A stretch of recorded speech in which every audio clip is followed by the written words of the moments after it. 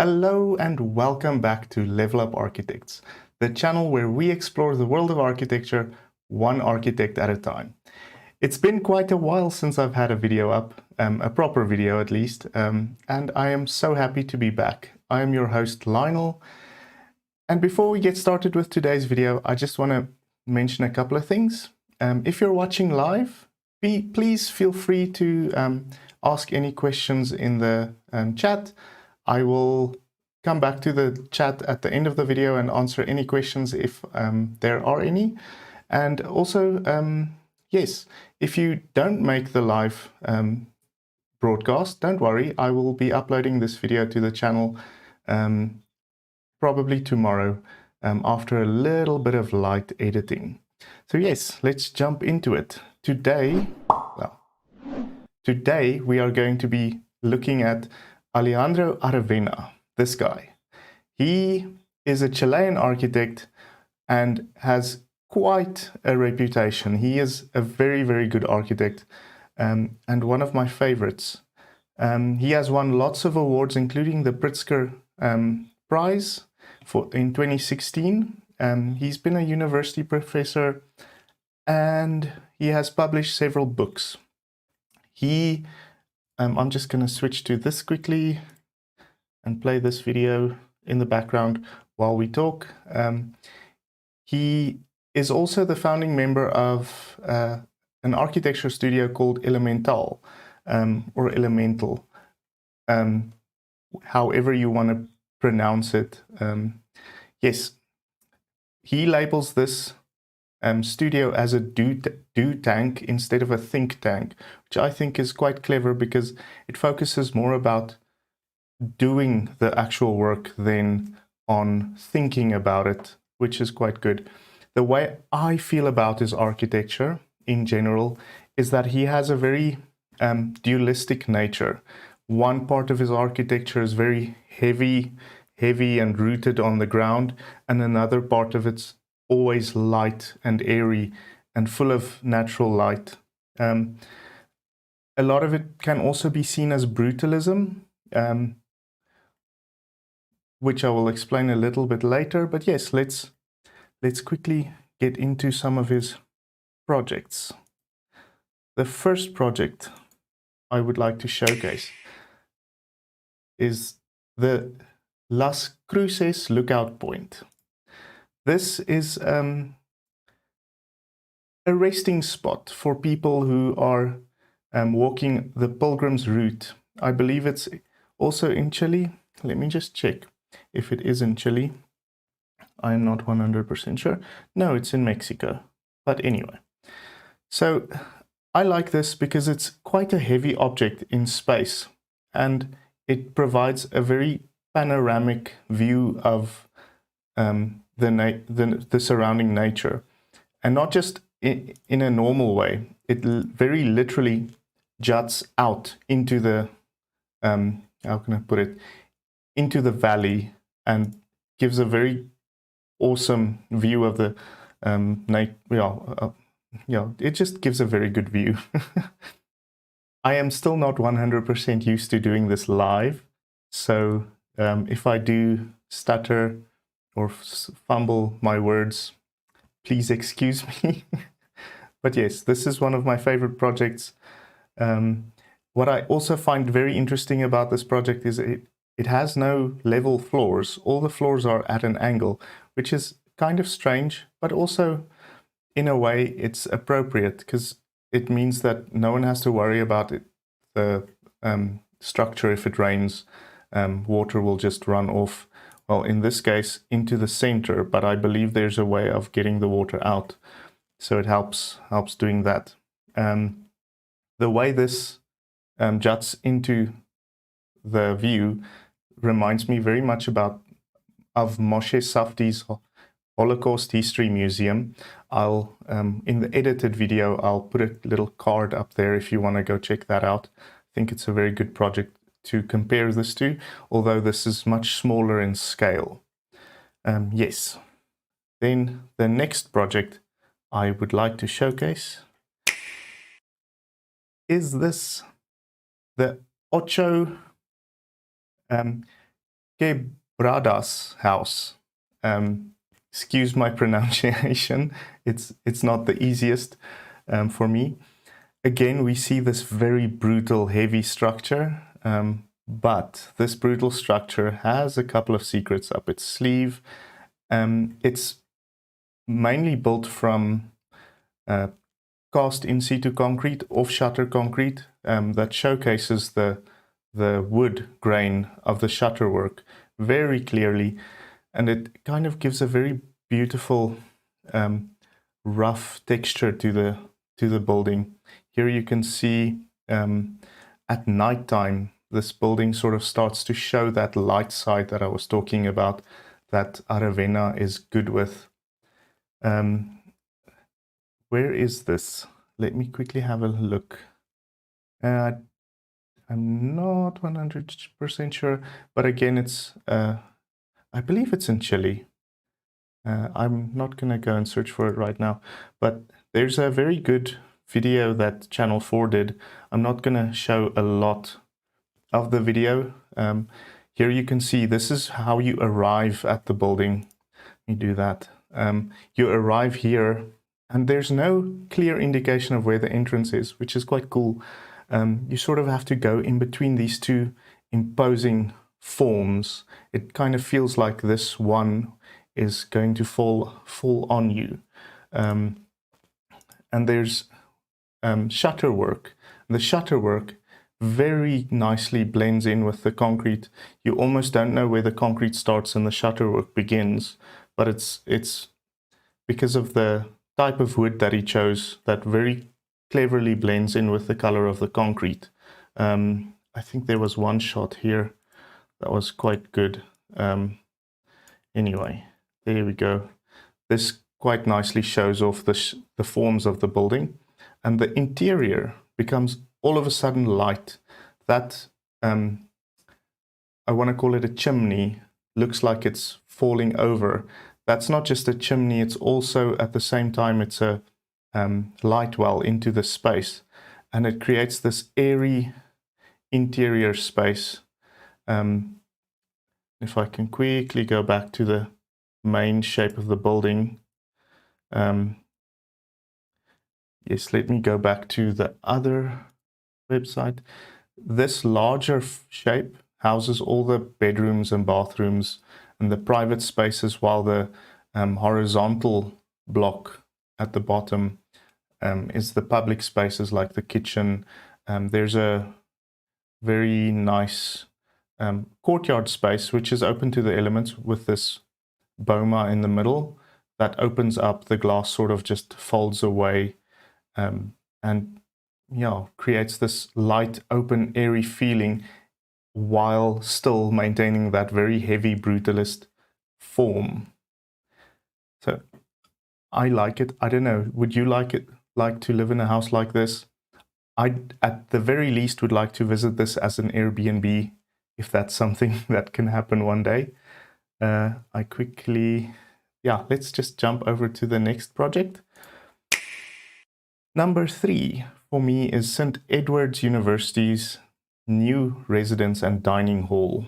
This is in Austin, Texas.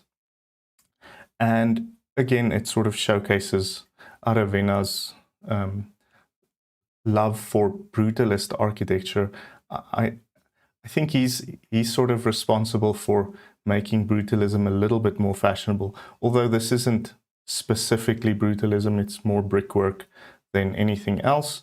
But in its form and its sort of stance, it's very brutalist. Here you can see I did another video on Stephen Hall where I showcase how he creates a sculptural form and then starts slicing away at the form. Aravena does a very similar thing here, which I like. And instead of creating, there you can see how heavy this structure is, or at least in form and in shape. But he does a clever thing where he starts changing the type of material where he cuts into this form.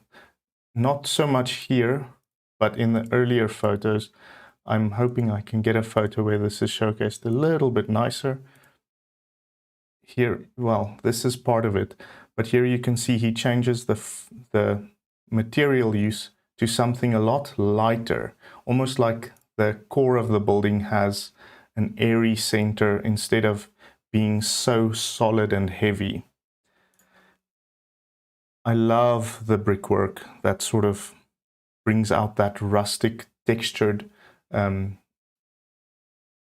facade that's usually associated with brutalist buildings.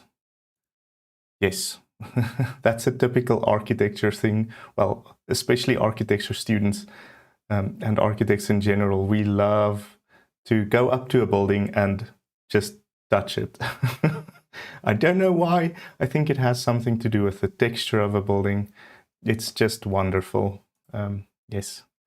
And I love the bright colors on the inside. It's almost like biting into a bit of candy and revealing that nice colorful center. Yes. Let's go to this, my second favorite project by Aravena. This is the Siamese Towers. It's located in Santiago University in Chile. And again, I'm coming back to Stephen Hall a lot in this episode, but I'll add a little card for you to go and watch that video. In that video, I also show a building that Stephen Hall does a very similar thing. Aravena here builds a core, a very heavy, solid core of a building, and then wraps it in this very lightweight skin. But it's not just the core of the building that is heavy. That core sort of flows out onto a plinth on which this building sits. And I still think that the plinth looks heavy, even though it's made of mostly timber, it seems. It's very sculptural and carved and just incredibly beautiful, in my opinion. I don't know, it does look like the building has this little ice cube sort of surrounding it, and very sculptural. I can't stop looking at this building. I don't know many architects that are willing to attempt that sort of shape, especially on the ground plane. So he is very adventurous with his shapes.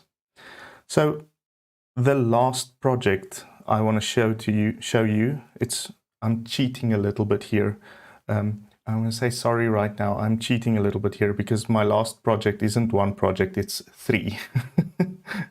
Number 1, I am going to bunch together all of Aravena's housing projects because I think they are the most important thing that Aravena has done to the for the architecture community and for the world at large, to be fairly honest.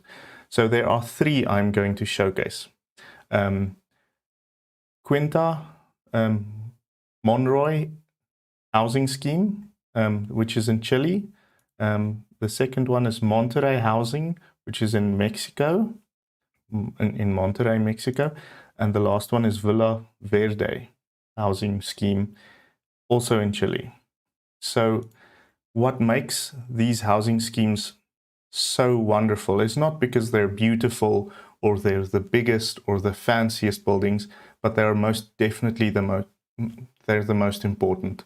Most definitely, I'm saying a lot, right? But yes, they are the most important. What I love about these buildings is the fact that you can still see Aravena's design language, even in these little small, humble buildings made of concrete blocks. That's a very good image to show as well. So it has that solid base, and not everywhere is filled in, but then it has voids cut into it. I think it evolves in this one a little bit further, where the roof continues over the second portion of the house. So It's again that heavy brutalist almost nature of him, which is solids, and then a light, airy second part of the building. But what makes this clever, especially in this sort of configuration, is Aravena, that is, says that that portion of the house, even though it's been left empty, is where the owner of each house can decide how they want to expand and if they want to expand the house. So they call it half a house. And I think it's very, very good, especially you can see it in this image very clearly. Every person decides how they want to finish the second half of their house, which is good because it breeds ownership and it breeds pride. And there's a little bit in this video which I want to show, where you can very clearly see how Aravena, this idea of half a house, evolves over time as people fill in the gaps.